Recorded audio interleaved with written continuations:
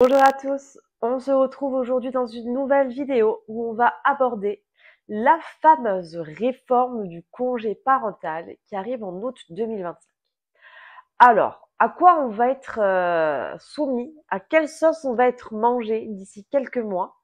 Par contre, je tiens à préciser qu'aujourd'hui on parle d'un projet de réforme de loi, donc rien n'est encore acté définitivement. Attention, on va ici se dire qu'est-ce qui est prévu et si j'ai un projet d'enfant, un projet de prendre un congé parental, à quoi je peux m'attendre.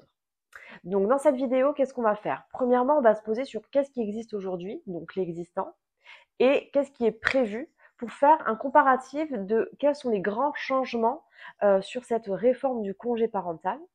Et enfin, on va essayer de prendre un petit peu de recul, d'avoir un avis critique, positif ou négatif, peu importe, pour savoir est-ce que ça répond réellement à un besoin des parents ou est-ce qu'il y a quelque chose d'autre qui se trame derrière. Et dans ce cas-là, j'aimerais bien avoir ton avis parce que je suis curieuse de l'avoir. Je t'avoue que moi aujourd'hui, j'ai pas réellement d'avis. Je suis assez sceptique. Premièrement, qu'est-ce qui existe au niveau du congé parental? Qu'est-ce qui se passe aujourd'hui? Donc aujourd'hui, il faut être un salarié de droit privé et il faut avoir au moins 1 an d'ancienneté dans l'entreprise au moment où on demande le congé parental. Ça, c'est une réforme de 2023. Et donc, une fois qu'on demande le congé parental, notre employeur ne peut pas le refuser. Ça, c'est véridique. Et ensuite, il y a 2 possibilités qui se font. Soit je prends un congé parental total, c'est-à-dire que je ne travaille pas du tout dans l'entreprise et je n'ai pas le droit de travailler à côté de mon congé parental, sauf si j'occupe le poste d'assistant ou d'assistante maternelle.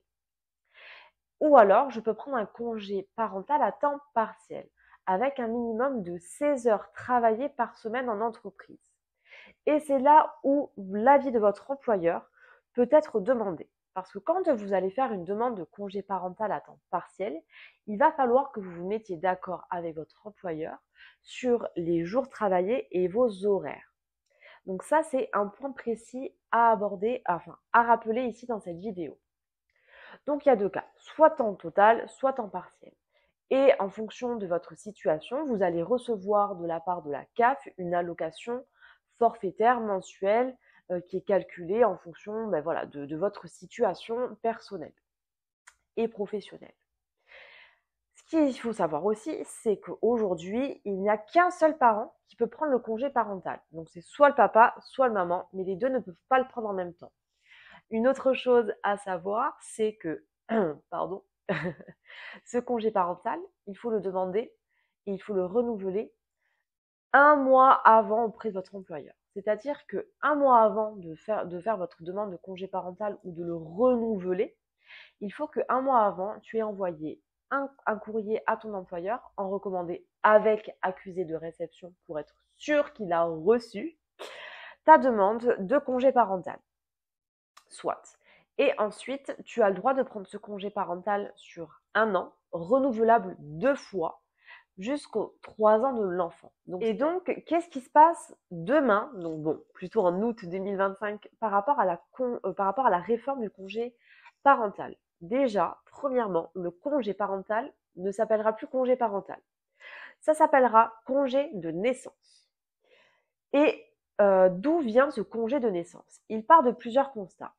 Premièrement, le premier constat que l'on fait, c'est qu'on a une critique générale qui se fait sur une indemnisation mensuelle très faible par rapport au niveau de vie en France et donc pas assez conséquent avec des difficultés derrière pour prendre ce congé et vivre convenablement en France.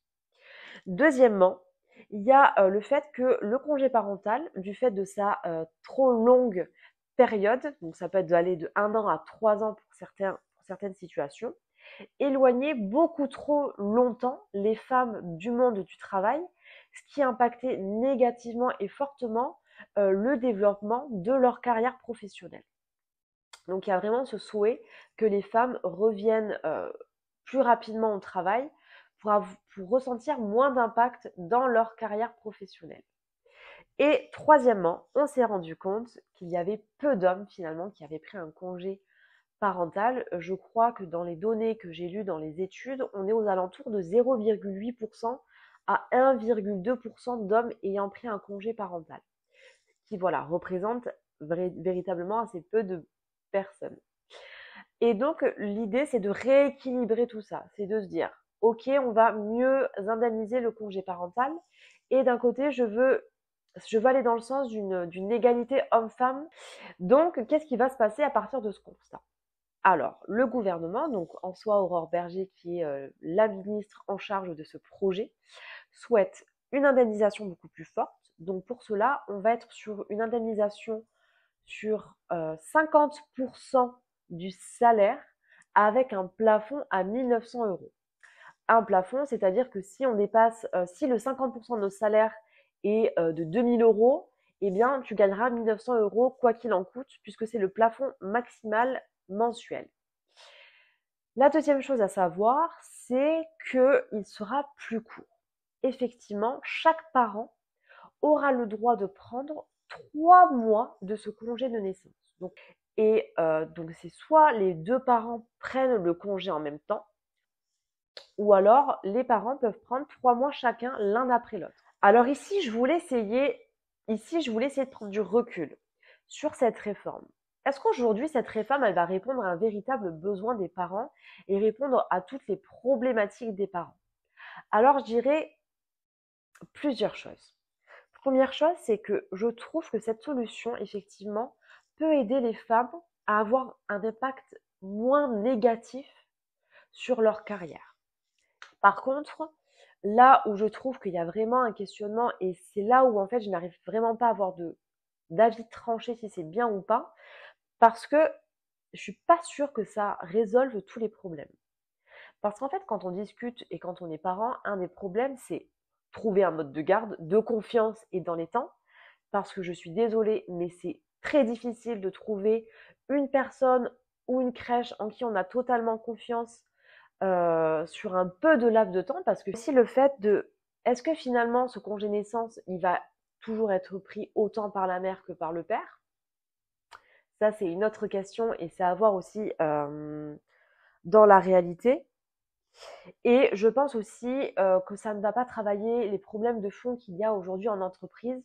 Alors, je ne fais pas de généralisation, attention, parce qu'il y a des entreprises qui sont hyper engagées dans la parentalité, mais il y a encore certaines entreprises et aussi certains employeurs et managers, et là j'insiste bien sur le titre individuel de la personne et pas sur l'entreprise en elle-même, qui ne sont pas encore très très ouverts à de la flexibilité pour les parents quand il y en a besoin, à trouver d'autres modes de travail, d'organisation, d'adaptation, etc.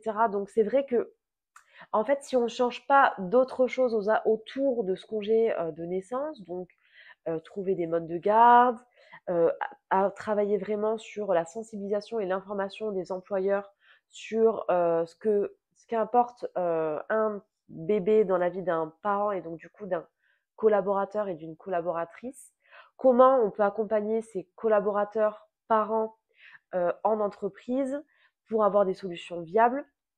Si vraiment on ne travaille pas sur tout un écosystème en général, pour moi cette réforme, elle va résoudre un problème, mais elle va pas être hyper efficace. Je sais pas toi ce que tu en penses, j'aimerais bien que tu me le dises en commentaire.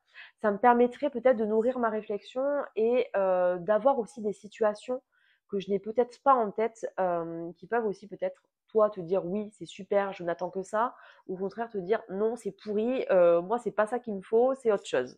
Donc n'hésite pas à me le dire en commentaire. Cette courte vidéo t'aura permis d'avoir un petit peu plus d'idées et de projeter sur ce qui va se passer l'année prochaine déjà. Ça va passer vite.